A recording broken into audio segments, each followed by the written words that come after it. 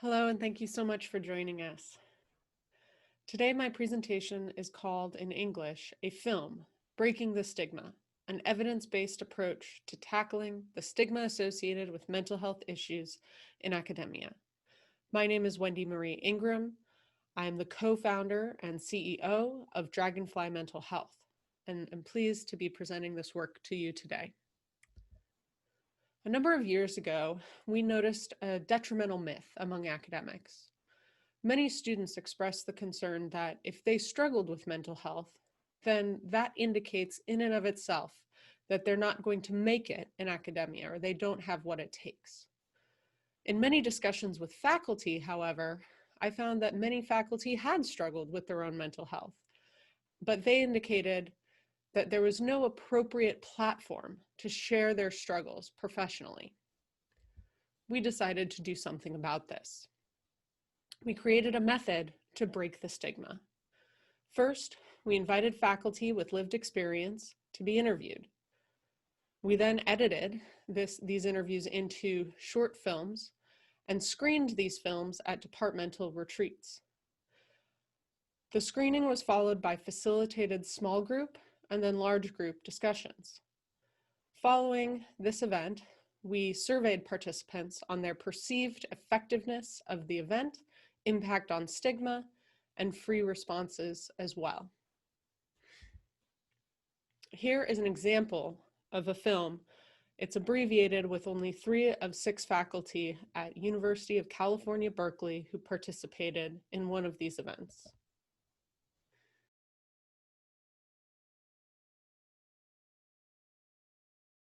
Certainly as a developmental biologist, I find it astonishing that anybody makes it to adulthood, never mind with the level of function that most of us have. So I think it's not surprising at all that there's such a prevalence of depression.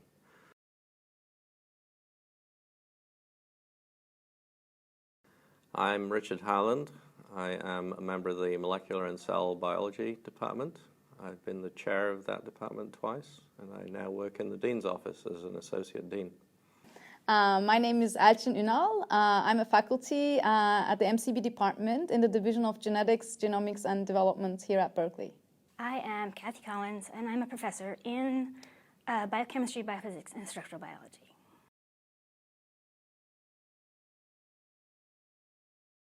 Have I struggled with mental health conditions?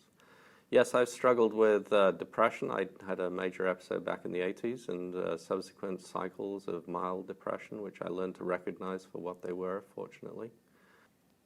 Do you ever get the answer that people know no one who's struggled with mental health conditions? I'm not sure that would be possible in today's world. So the answer would be yes. Yes, I have personally struggled with mental health conditions, and I also know people who have struggled as well.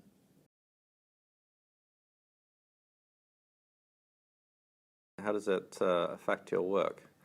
I think at its worst, where you have a feeling of self-loathing and lack of value, and you really don't know what to contribute, it's very difficult to do anything.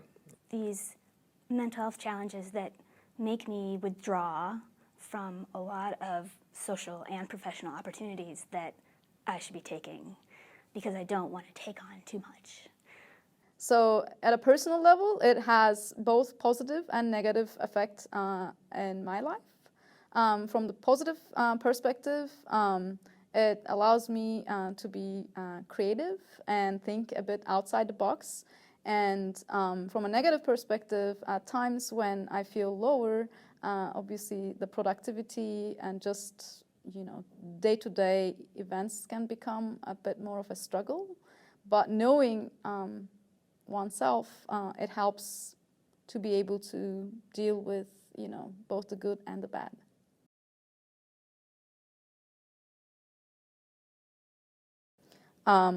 Getting help via therapy, proper medication, and getting support from people that I trust and I'm connected to.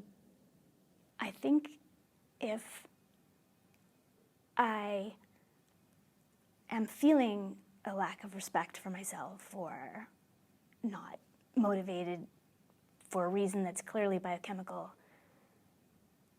doing what you're avoiding is great, just throwing myself into a social network. And I really didn't know how valuable that was. The first episode was quite severe, but then I got out of that with the help of medication, therapy, and time, and success of the lab. And then there were subsequently several episodes, milder episodes, which I learned to recognize that they would come and go until I decided that I didn't want to deal with them anymore and permanently went on medication, which fortunately has prevented any subsequent episodes.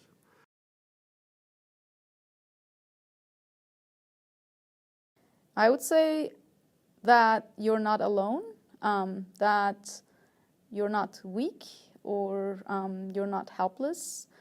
There are a lot of us that have struggled through different states of mental health, and it's good to know what kind of state you have and get help, but it doesn't define your capacity or your potential. It may actually be very helpful in certain ways. The main thing to say to students is that it's remarkable how much your colleagues will give you support. It's amazing how effective modern therapies are, both verbal and chemical. They really work. And so those are really important messages to pass on. You don't need to suffer forever. It can end. Talk. Share. It's like there's a thing we say about questions. The only stupid question is a question not asked. So the answer here is the same.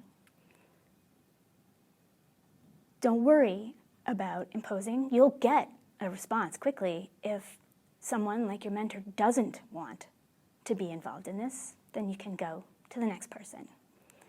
We confess our science problems to each other all the time. So why shouldn't we talk about the things that are affecting our science also? Science is about interaction. You don't have ideas in a vacuum. You have to go to seminars. You have to go to lunch with your peers. You have to talk over the centrifuge in the hallway. And if you're not motivated to do that, if you're not feeling engaged, then you'll pass up those opportunities and you'll never know what you don't know. So I think that it is extremely helpful to think about it in terms of being part of a group, because science is a group effort.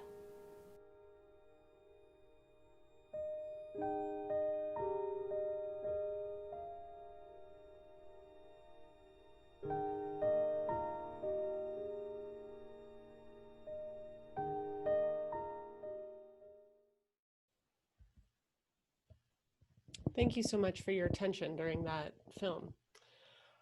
Following the film screening, we invited participants to break into small groups of their choice and discuss the following 5 questions. What was most striking to you about the film? How is stigma expressed in your experience? What would most benefit your mental wellness? What is preventing you from achieving that? How can or do you personally cultivate your own mental wellness and combat stigma? What can others and the department do to support mental wellness and better combat stigma? In our survey following the event, we found that an overwhelming majority of participants found the film beneficial, also found the small group discussions beneficial, and a slightly smaller percentage, but still the vast majority of folks, found that the large group discussions were beneficial as well. We also asked about participants' perspectives on the impact of having this film and discussions on stigma. The vast majority, again, said either yes or somewhat, to the question, did you think the film and discussions reduced stigma? A larger percentage said that it definitely reduced the perception that suffering from mental illness prevents success, which was our leading question. And an even larger percent said that this did lead to meaningful discussions about barriers to wellness. We also asked the question, did you engage in discussion about the film beyond the allotted time? And nearly 3/4 of individuals indicated yes. We also had a free response category, and while there's too much to go into here, you can look at our manuscript once it is released, where we go into much more detail. But I did want to highlight a few things that we found. Participants in general indicated that more direct storytelling with more details was perceived as more impactful in improving perceptions on mental health than vaguer statements and stories. There's an overwhelming positive sense of belonging, though, when participants saw faculty that they knew share their personal experiences. There was an indication, however, that if there was a method to maintain anonymity during the discussion section, that would be more ideal. We also had folks indicate that a lot of people thought structural issues within the department or institution or academia itself promote and cause negative mental health effects. And they also felt that departments and institutions should be involved in improving this mental health and take responsibility for doing so. Finally, a lot of individuals indicated both that they would like more tools to take care of their own mental health, as well as be able to support others in their community.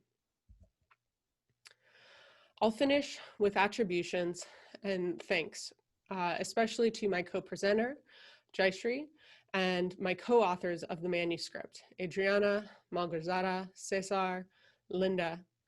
And I'd like to particularly acknowledge the wonderful folks at Molecular and Cell Biology Department at University of California, Berkeley, Dr. Matthew Welch, and a graduate student there, Ashley Albright, who were both instrumental in getting this project delivered and having this data collected.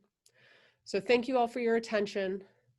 Please visit us at dragonflymentalhealth.com or follow us on Twitter or Instagram, dragonflymh or dragonfly_mh, respectively. We have a rich volunteer program. We provide services directly to universities, and we also conduct research such as that which we presented to you today.